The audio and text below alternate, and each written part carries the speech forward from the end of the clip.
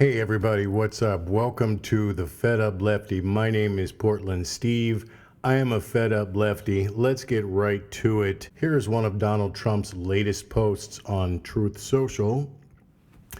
Now illegal leaks from a corrupt and highly political Manhattan District Attorney's Office, which has allowed new records to be set in violent crime, whose leader is funded by George Soros, indicate that with no crime being able to be proven, there's no crime.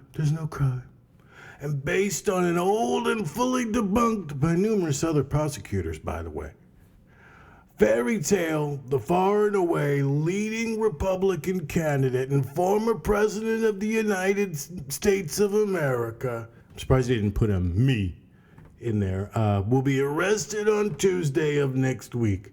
Protest. Take our nation back. Okay? That's my Trump. He's the one doing the leaking. He can't stand that someone else might beat him to the scoop of his own story. So he's leaking these himself, and then he's, oh, it's illegal leaks, it's illegal. That's, he loves to over enunciate. Then he came back again just a little bit ago. It's time. We are a nation in steep decline, being led into World War III by a crooked politician who doesn't even know he's alive, but who is surrounded by evil and sinister people who, based on their actions in defunding the police, destroying our military, like he's got a cheeseburger stuck in his throat. Blah, blah, blah, blah, blah. But here's the last part. America, protest. America, protest. Protest, okay? Yeah, he's calling for a second insurrection here. I'm fed up with this. Our Justice Department waited so long that he's able to do it again. This is ridiculous. So the talking heads on all of the various, the political, all the podcasts, George Conway, Rick Wilson, just to count, this arrest secures the nomination for Donald Trump.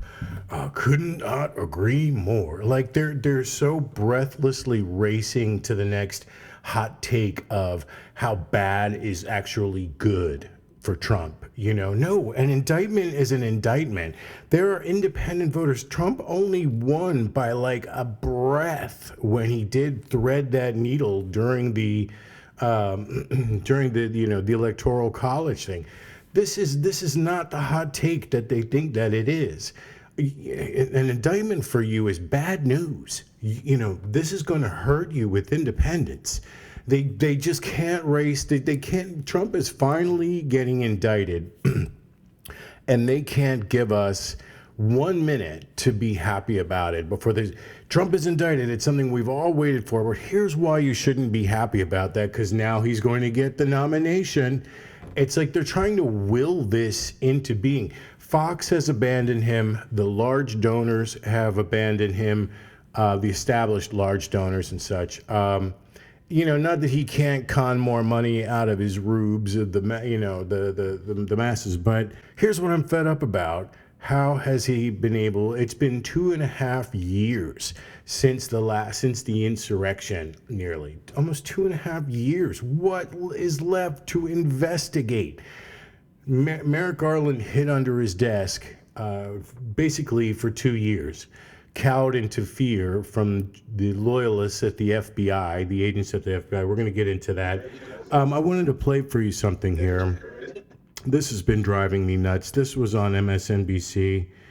And this fellow, they're talking about why Alvin Bragg sat on this case for so long against Trump, the Stormy Daniels hush money case. It doesn't make sense. If it's not a crime, why did Michael Cohen go to jail for it? If it is a crime, why has it taken 6 years to prosecute? Especially with Trump, you could say, well, he was protected by that stupid DOJ law, which I'm fed up about. or the DOJ memo that says, oh, you can't indict a sitting president, which is ridiculous. It puts the president above the law. This investigation took too long. I understand that the importance that it's the president and it's the first time we've indicted a sitting president. No one is above the law. No one else would have had this level of investigation into them. And before the indictment came out, Trump should not be getting a second chance at an insurrection. So I keep hearing this. Oh, but if you come for the king, it's driving me nuts. Here, let me play a little. Well, I agree with Neil. I think that in a case like this, an unprecedented case of this nature, what is certain to be something where prosecutors are always dotting I's and crossing T's, this is something that you really want to make sure is as bulletproof as possible. I think that you're looking at a situation where if you come for the former king in a situation like this, you cannot miss. And Alvin Bragg knows this. And I think that, everyone on his team understands how significant and how serious this is in such a way that they're not going to bring something that's half-baked or mostly baked or a lot of baked. They're going to bring something that is fully baked and ready to serve in terms of a prosecution. And I think that that's the right move, because a situation like this with so much on the line in such a historic case, you can't afford for any holes to allow things to slip through the gaps. So I expect him to go forward only when he is fully confident that he has the evidence necessary in order to be able to secure a unanimous conviction beyond a reasonable doubt, because that is the standard that is necessary. Okay, so this was on MSNBC, and he literally says, if you're going to come for the king, and it's like, we have no king. Stop saying that. As soon as you put it in those terms, as soon as you start thinking in terms of anything except for what is the law, you have become Orwellian, and you have created a two-tier justice system. And that's not American. We either have equal justice under the law or we do not.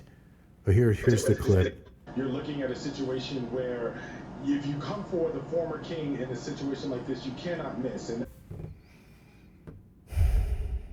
he's not a king. He never was a king. He never will be a king. Equal justice under the law. No one is above the law. He is no longer president. He is an ordinary citizen, and he is definitely not a king. Okay, I let him speak the entire thing because I didn't want to take him out of context. So we hear exactly what the context is. It's a two-tier justice system. They are creating a bar before they prosecute or indict Trump that you or I would not be afforded. And that's not American. And prosecutors bring cases all the time that they lose. You cannot let somebody get away with an insurrection because you're afraid you might lose the case. For what? History? That, this was the guy that brought the case and lost. It's bigger than that. Without any accountability, he's doing it again. I am fed up. Okay, so also now Kevin McCarthy, Marjorie Taylor Greene, all the usual suspects are lining up behind their dear leader, Kevin McCarthy.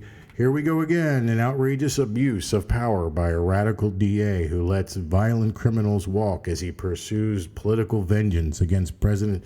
Hogwash. I'm directing relevant committees. Which relevant committee? The committee to of misinformation that's making a fool of itself, because no other committee applies. To immediately investigate if federal funds are being used to subvert our democracy by interfering in elections with politically motivated prosecutions. This is going to be there.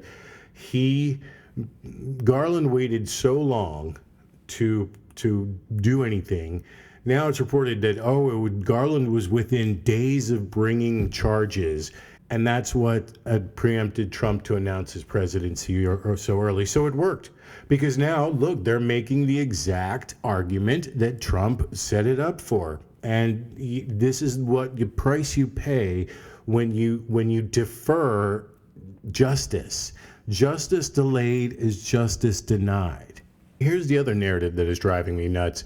how the media is totally picking up on this idea of this is going to catapult Trump into the White House. Trump allies arguing that a New York City indictment would only help catapult him back to the White House. Now here's the media themselves parroting Trump's exact talking points. Down is up. Down is up. Anyway, thanks for watching my first podcast of The Fed Up Lefty. I'm Portland Steve, The Fed Up Lefty, and I'll see you next time. Please crush that like and subscribe button. Thanks.